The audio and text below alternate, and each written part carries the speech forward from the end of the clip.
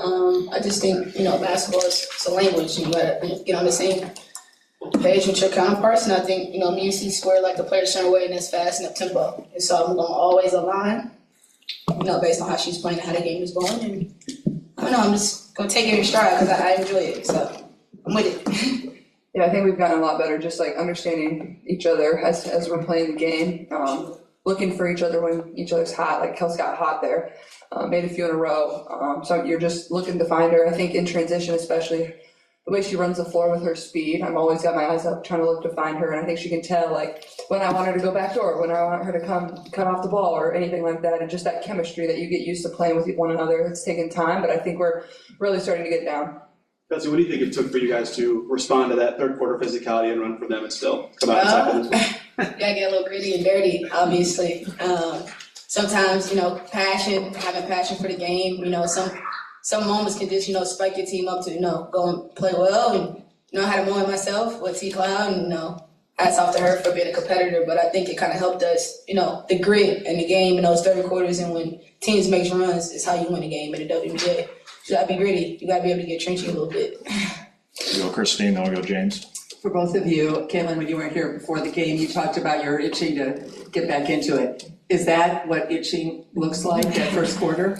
Yeah, it was pretty fun. I think we came out with a lot of energy. It's just, continuing to find a way to sustain that, but at the same time, like, they're a really good team. They're not going to go away. It's just finding ways to, limit that. I think we let them go on a run, but then we'd respond and they go on another run, but we got to limit their runs. I think that's where we take our next step. And but I'm really proud of us. I thought, there would be times throughout the year where we kind of crumble when we gave up a huge lead. What was our biggest lead? 28.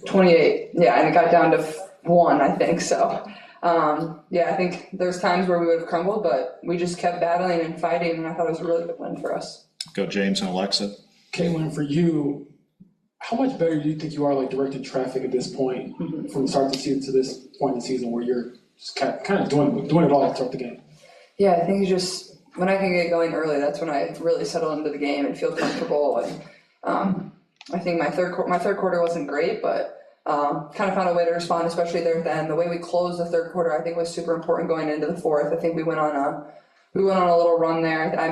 We were lucky enough, we got a 2-for-1 quick, and I made a basket, and then we came down, got a stop, and then Lou made the 3, and I think that just kind of, gave us some fire going into the fourth, and we played really good. But I think just getting to know my teammates and, playing with them, it's just a comfortability. Like, it was going to take me a little bit of time to get used to. Like, it was hard to adjust, and, once I kind of found my groove so far, I think we've just been getting better and better. And then what's the balance of playing off the crowd but also staying within yourself in the moment? Because you did it probably like 6 or 7 times tonight. Yeah, I feel like I have good experience with that. I think, that's something I love to do, but at the same time, like, you got to use it to help you. It can't be like a distraction. It can't be something that takes you out of your game. It's just like, let the fans help you, and they're here. They're being loud for us. I thought they were incredible tonight.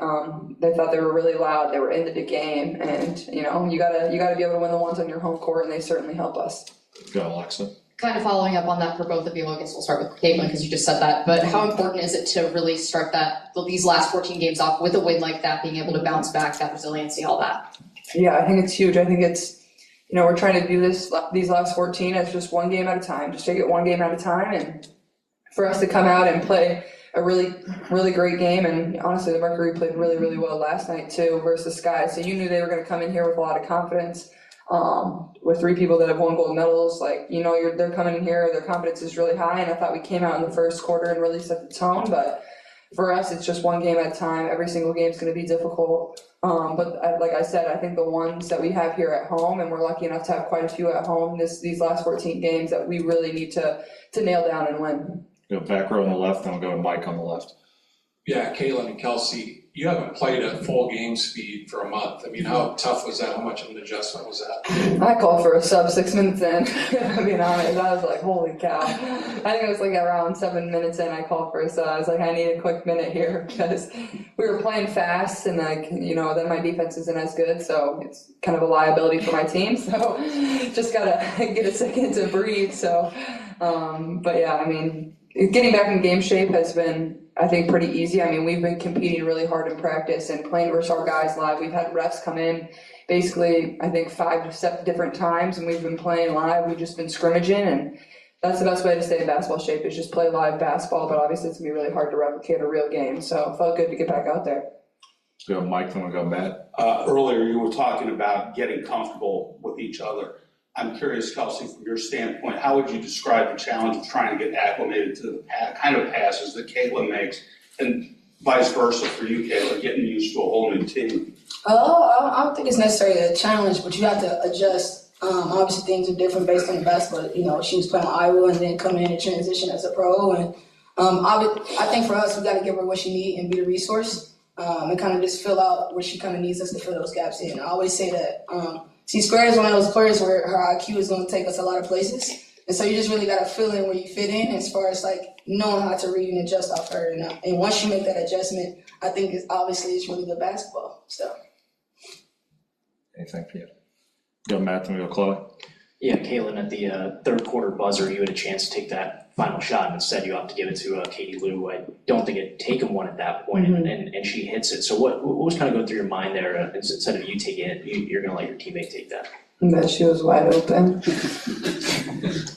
I was like, oh. She was almost like too open. I was like, shit.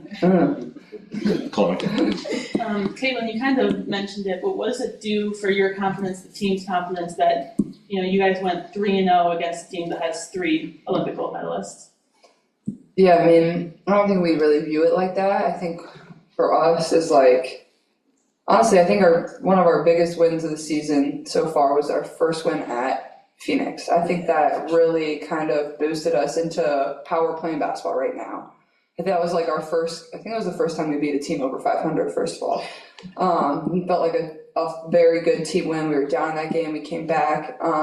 So I think it's just like we have a lot of respect for them and how they play the game and how talented they are. And I think that gave us confidence, and you've seen us just get better and better from that point. And, being able to beat this team 3 times, that's awesome. It's really hard to beat a team once, let alone twice, but 3 times is really hard to do, especially in this league. Your last 2 on Zoom. Go Rob, then we go Michael.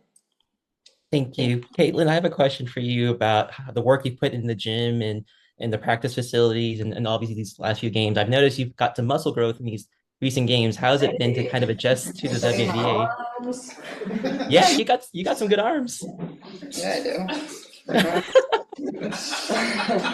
I think at times, I'm small, but I try to hold my own the best I can, and it's actually funny. We were playing live the other day, and I was backing down E-Dub, and E-Dub's like, man, I thought I was just going to push you out of the way, but you're a little stronger than I thought. I was like, yeah, E-Dub, don't mess with me, but I don't know. I think, I'm discreetly strong. I'm never going to be the strongest person, and I know that. I try to, put on some weight, and I've been working hard in the weight room, and obviously there's some limits to that and what I can do, obviously being in a season, but over the course of the last 3 weeks or so, we've all been going pretty hard in the weight room. I haven't been very happy with our strength coach. I've been very sore, and it's been hard to shoot some days, but I think it's definitely going to help me down the stretch to have that extra little muscle. Whether I actually have it or not, we don't really know. But yeah, that's definitely something I'll continue to focus on. But more than anything, I never want to lose my speed. I like being fast and sprinting. Last one, Mike.